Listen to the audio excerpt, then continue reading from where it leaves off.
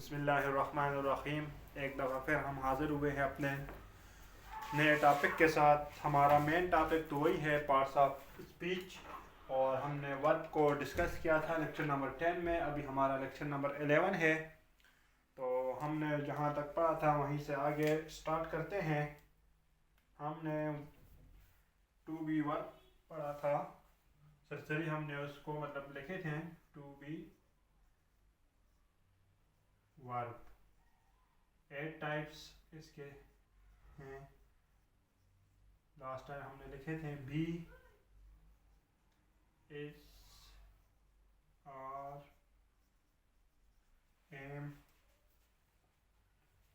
ठीक है, was, were, being, being, was, were, being, being, ठीक है। ये 8 टाइप्स है और इसका इस्तेमाल दो तरीक़ों से था, एज अ मेन वर्ब और एज अ हेल्पिंग वर्ब। पहले हम इसको डिस्कस करेंगे एज अ मेन वर्ब, ठीक है। तो हम जुमले में लिखते हैं आई एम हंग्री, ठीक है। मिसाल के तौर पर आई एम हंग्री, तो एम क्या है यहाँ पर, एज अ मेन वर्ब इस्तेमाल हुआ है, ठीक है। वर्ब टू बी की फॉर्म है और टाइप्स है, और ये मेन वर्ब इस्तेमाल हुआ है। इस तरह हम प्रेजेंट इंडेफिनिट के टेंस में हम इस्तेमाल करते हैं इसको, as a main verb, present indefinite tense. ये टेंसेस हम इंशाल्लाह एक अलहदा इसकी प्लेलिस्ट बनाएंगे, और प्रेजेंट इंडेफिनिट से लेकर फ्यूचर परफेक्ट कंटिन्यूस तक इंशाल्लाह 12 के 12 टेंसेस हम चारों ओर से कंप्लीट करेंगे, ताकि आपको टेंसेस में कोई दुश्वारी ना हो। तो अभी के लिए बस ये एग्जांपल समझें। यहाँ पे verb to be main verb के तौर पर इस्तेमाल होता है आई एम, ठीक है, you are, he is, she is, you are, he is, she is, it is और दे आर, ठीक है। अब पास्ट इंडेफिनिट टेंस देखते हैं। Past indefinite tense,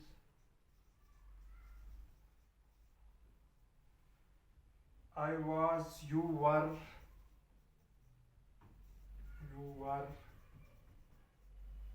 they were, ठीक है। He was, she was,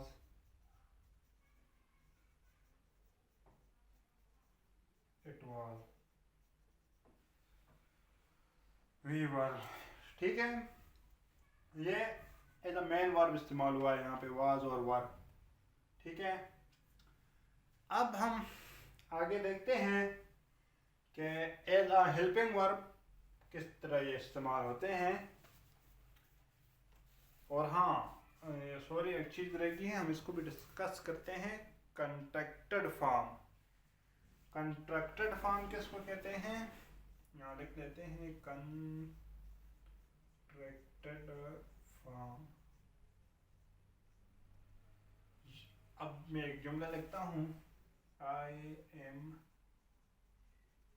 hungry, इसको मैं इस तरह लिख सकता हूँ, एम हंग्री, ठीक है। यानी ये मैंने यहाँ पर शॉर्ट कर दिया ना, आई एम यहाँ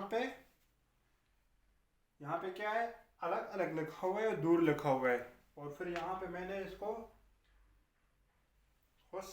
फुल स्टॉप कामा दे के जोड़ दिया और एक और रिप्लेस कर दिया कामे के साथ, तो इसको कहते हैं contracted form. I am hungry, इसकी स्पीकिंग और इसके लिखने का अपने तरीके हैं, वो सीखने होंगे। तो इसके अलावा हाँ, ये नोट कीजिएगा, contracted form only in present indefinite tense. और इसके साथ साथ ये भी है कि एक जुमला और लिख लेते हैं, आपकी समझ में आ जाए बात।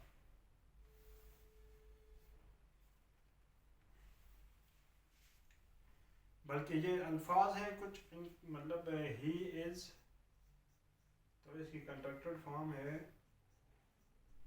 ठीक है, शी इज़ की है शीज़, मतलब ये कामा आता है फिर एस लिखते हैं, ठीक है।